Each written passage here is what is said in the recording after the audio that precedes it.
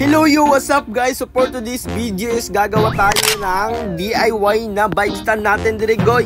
So karon nga video di ay isa wato na natong sinakita nato dire sa TikTok dire guys. So let's go.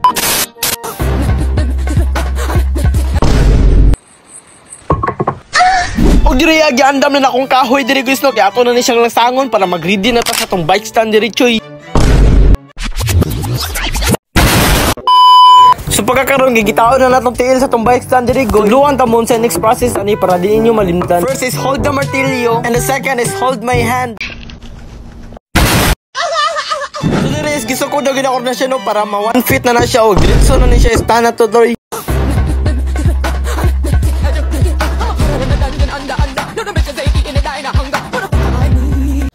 And so simple hook na itong gamit sa itong bike stand diri choy. Kaya para dili na takalas og kwarta kay magpalit-palit pa ta sa hardware. Pagkahuman na ning gistipan na ako siya para dili magasgasan na tong bike o road bike atong gigamit ani diri goy. Magyapinala lang po nato colored nga masking tape diri aron di siya ligyas. Dahil ready na ba mo sa result guys?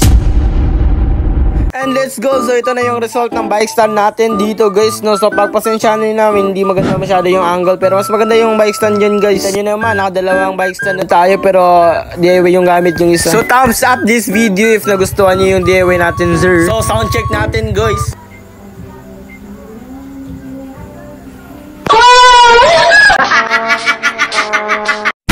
So dito na tama na tong video guys no. Salamat sa pagtanaw.